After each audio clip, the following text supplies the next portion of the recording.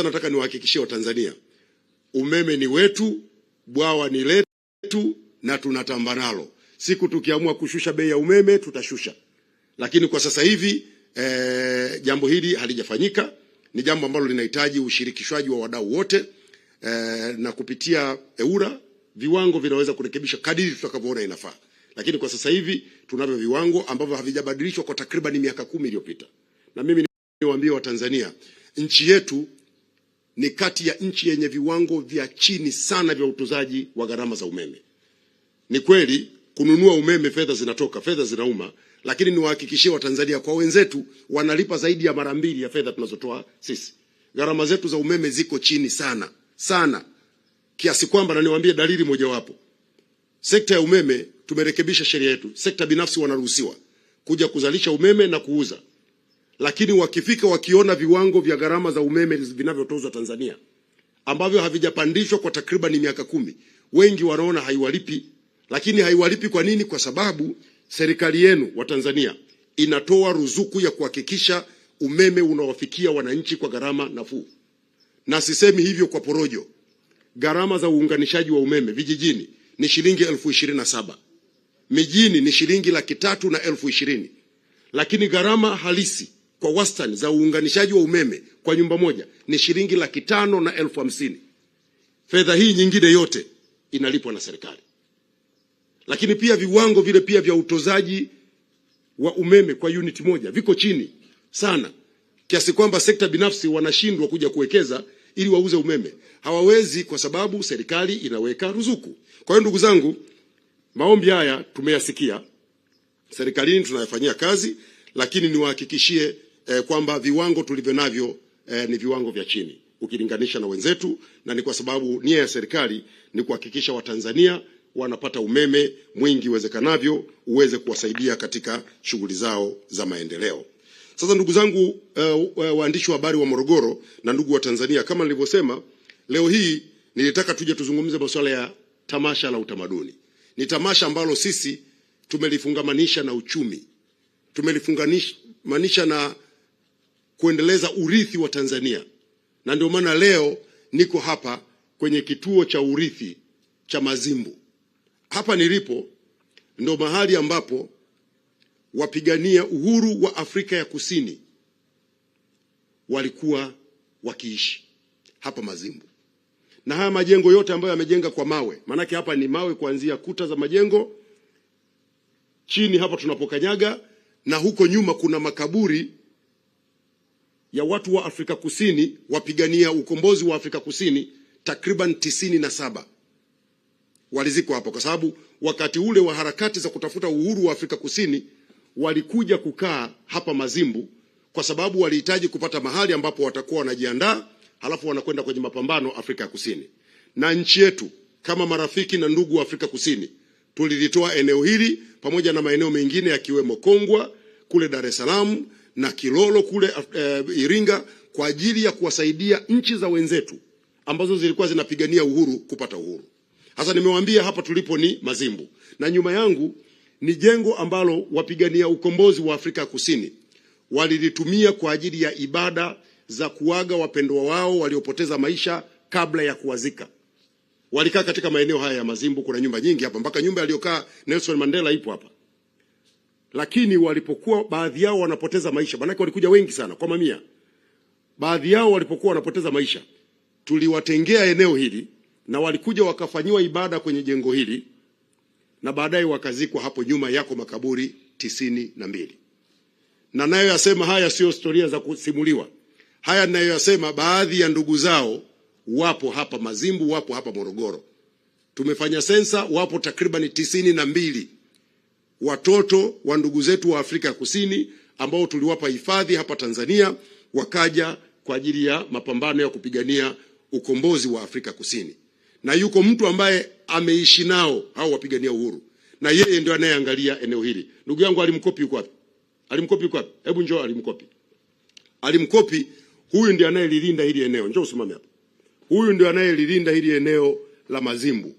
Na yeye ndio anayesimulia historia yote ya watu walio kuwa wakiishi hapa Mazimbu na waliozikwa hapa, na ambao wamekuwa wakija hapa kwa ajili ya kufanya ibada za kuwaombea ndugu zao, kukumbuka maeneo haya na pia kukutana na ndugu zao ambao wanaishi hapa Morogoro. Kwa lugha nyingine, waliozikwa hapa wana ndugu Afrika ya Kusini na wana ndugu hapa Tanzania, hapa Morogoro. Hebu waambie kidogo, nini mnakifanya hapa kwa kifupi, kwa dakika 2. Nini mnakifanya hapa kulinda hili eneo kabla sijaendelea na mkutano wangu? Sogea tu hapa. Leo naona kuwa msemaji mkuu wa serikali. Asante sana katibu mkuu. Hapa Mazimbu tupo kwa kambi ya kupigania uhuru wa Afrika Kusini. Walifika hapa mwaka 1978, lakini mpaka mwaka 92 mpaka 94 ndio wamepata uhuru kwenda South Africa. Mandela alipotoka gerezani alifikia hapa, alilala hapa na tuna nyumba alilala Mandela. Hata mzee wetu Mkapa naye aliwahi kuja hapa akalala kwenye hiyo nyumba. Kwa hiyo tuna vitu vya kihistoria. Na hapa nyuma kuna makaburi 97 walifariki hapa, walikuwa wanapigania uhuru. Kwa hiyo walipopata, wengine walipata ajali, wengine malaria, wengine wamekufia Zambia, wameletwa hapa. Kwa hiyo vitu vyote vimefanyika hapa. Hapa walikuwa na kambi 2, Mazimbu na makao makuu ya ANC. Lakini kuna kambi nyingine iko Dakawa. Dakawa kuna makaburi 54. Na hapa nyuma ndio kuna makaburi walipozikiwa wao zetu. Na sasa hivi jengo hapa tunafanya sehemu ya makumbusho. Asante sana. Usione alimkopi naye ni mjukuu wa wapigania uhuru. Nashukuru sana. Na mimi nilipokuja hapa mpaka nimeonyeshwa mpaka baadhi ya makaburi. Manake hapa ukija hapa nyuma kwa wale ambao wanapenda historia, mnaweza mkaja kuja kutembelea. Tumelitoa hili eneo kwa ajili ya watu kukumbuka namna ambavyo nchi yetu Tanzania imetoa mchango mkubwa katika ukombozi wa nchi nyingi za bara la Afrika. Hapa nyuma hapa lipo kaburi la Absalom Mafosa. Huyu ni mjomba wa rais wa sasa, Rais Ramaphosa wa Afrika Kusini. Kazikwa hapa. Yuko Nkedimengi Elijah. Huyu ni ndugu mwanafamilia wa baba wa taifa wa Afrika Kusini, Nelson Mandela. Yuko hapa Aaron Madiba, ukoo huo wa mzee Mandela. Yuko hapa Eli Weinberg. Huyu Eli Weinberg ni mpiga picha. Alikuwa mzungu huyu. Huyu alikuwa mpiga picha wa Nelson Mandela. Sasa kuna wakati msako ulipokuwa unaendelea kule Afrika Kusini, alipokuja hapa akaamua kae hapa moja kwa moja, akaugua, akafariki dunia, naye amezikwa hapa na kumbukumbu zake ziko hapa. Kwa hiyo pana ni sehemu yenye kumbukumbu nyingi, na sisi kwetu tunaona hii ni alama ya ushirikiano wetu na udugu wetu na Afrika ya Kusini. Wakati nakuja hapa kuna mtu mmoja akasema, bwana usione na kocha wa Yanga naye ndugu zake wako hapa. Anaitwa ni Mangoba. Usione naye ndugu zake wako hapa. Nitakwenda kumwambia Engineer Hersi amlete siku moja hapa aje wasalimu ndugu zake ambao wamepumzika hapa. Lakini kwetu sisi hili tumelitunza kama moja ya maeneo ya urithi wa ukombozi, na tunamshukuru sana Mheshimiwa Dr. Samia Suluhu Hassan. Ameshatoa maelekezo na maandalizi yameanza. Tumeanza kupata michoro ya awali. Tunajenga kituo kikubwa cha urithi wa ukombozi wa Afrika katika eneo la Kongwa kule mkoani Dodoma. Kituo kikubwa cha kisasa chenye hadhi ya kuwa kituo cha Afrika cha urithi wa ukombozi wa bara la Afrika.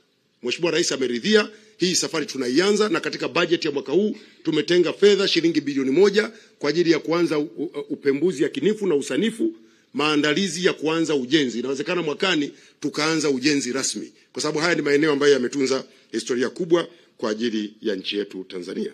Sasa ndugu zangu, yako mengi ya kuzungumza kwenye eneo hilo, lakini nilitaka niseme kwamba tuko vizuri kama nchi, mambo yetu yanakwenda vizuri, hali yetu ya uchumi inakwenda vizuri, na Morogoro ni mkoa wa kimkakati katika uchumi wa Tanzania. Reli yetu SGR inapita hapa Morogoro, na bila shaka wananchi wa Morogoro mmeanza kuona mabadiliko makubwa ya mkoa huu wa Morogoro. Treni zinapita hapa, na niwaambie shirika letu la reli TRC wameamua kuongeza safari za treni. Zitaongezeka safari nyingi kuanzia tarehe 1 mwezi wa 9. Tunataka yani mtu wakati wowote, ukiwa Dar es Salaam, ukiwa Morogoro, ukiwa Dodoma, unaamua kufanya safari, usipate shida ya usafiri. Na treni yetu imeshasafirisha zaidi ya abiria milioni 7 tangu tumeanza mwaka juzi mwezi wa 7. Inaendelea kutoa huduma, na sasa hivi tumeanza kusafirisha mizigo.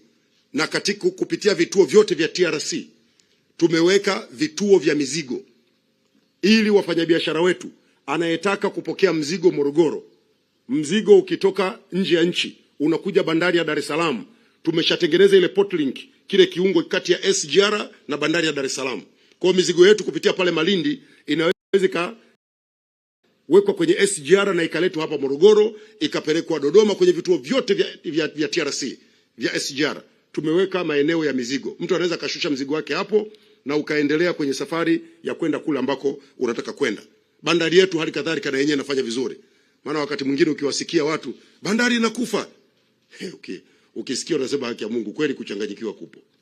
Nako na niwaambie kwa maendeleo haya ya Dr. Samia Suluhu Hassan, jana tumepigwa bwawa la umeme pale. Trilioni 7.45. Megawati 2115 za umeme.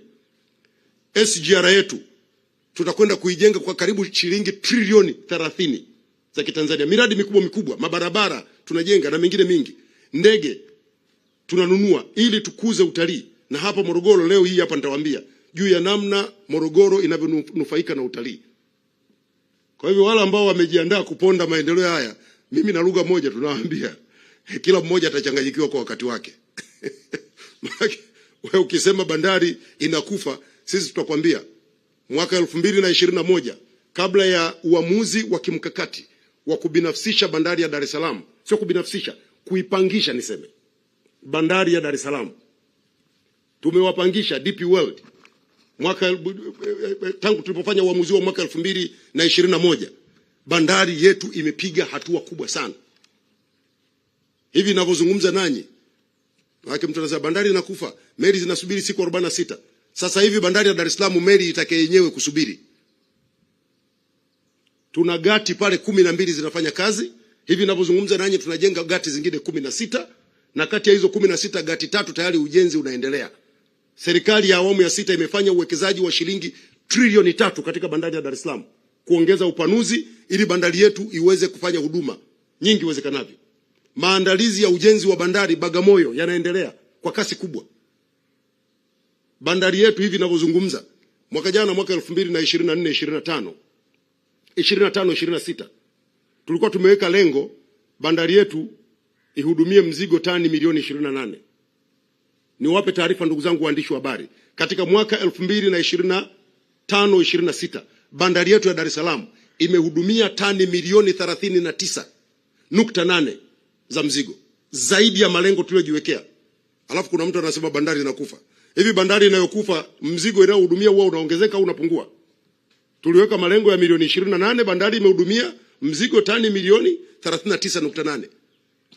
Hiyo inakufa au inakuwa? Meli zilikuwa zinasubiri siku 46 pale. Sasa hivi ukipiga wastani pamoja na hao wenye meli ambao kwa sababu mbalimbali hawashushi kwa wakati, ni siku 7 tu ndio wastani. Lakini sasa hivi meli ikija na container inapitiza moja kwa moja, inashusha inaondoka. Meli za mizigo zinakuja zinashusha zinaondoka. Sasa sababu za kusubiri zinaweza kuwa nyingi, wakati mwingine ni nyaraka na vitu vingine. Lakini ufanisi wa bandari yetu ya Dar es Salaam umeongezeka sana. Mwezi uliopita, mwezi wa 7, tumevunja rekodi kwa mwezi mmoja. Bandari yetu imehudumia makontena 138,000. Mwaka 2021 bandari yetu kwa mwezi ilikuwa inahudumia makontena kati ya 50,000 mpaka 60,000. Tumefika 138,000. Hiyo bandari inakufa au inaendelea? Ndio maana nasema waliojipanga kupinga maendeleo kila mmoja atachanganyikiwa kwa wakati wake, wanisamehe, lakini huo ndio ukweli. Lakini mambo yanakwenda vizuri, na niwaambie Watanzania tutembee kifua mbele, kwa sababu nchi yenu inakwenda mbele. Maendeleo yanapatikana. Sasa hivi tunafanya kazi moja tu kupitia utekelezaji wa dira pamoja na mpango wa 4 wa maendeleo, ni kuhakikisha maendeleo haya makubwa sasa yanafika moja kwa moja kwenye mfuko wa watu. Na ndio maana kwenye dira ya taifa ya maendeleo tunazungumza ifikapo 2050 wastani wa pato la Mtanzania utoke kwenye milioni 3.5 za sasa hivi uende kwenye milioni 18 wastani wa pato la Mtanzania mmoja. Mwaka 2050 ufike shilingi milioni 18 kutoka shilingi milioni 3.5 za sasa hivi. Wakati huo nchi yetu itakuwa inazungumza uchumi wa dola za Marekani trilioni 1 ikilinganishwa na uchumi wa dola za Marekani bilioni 95 za sasa. Lakini ili tufike huko lazima tufanye kazi. Nimesema mara nyingi, Watanzania lazima tuchague. Tunachagua kupiga maneno au kufanya kazi. Tunachagua porojo ama kufanya kazi. Mimi wito wangu kwa Watanzania tuchague kufanya kazi.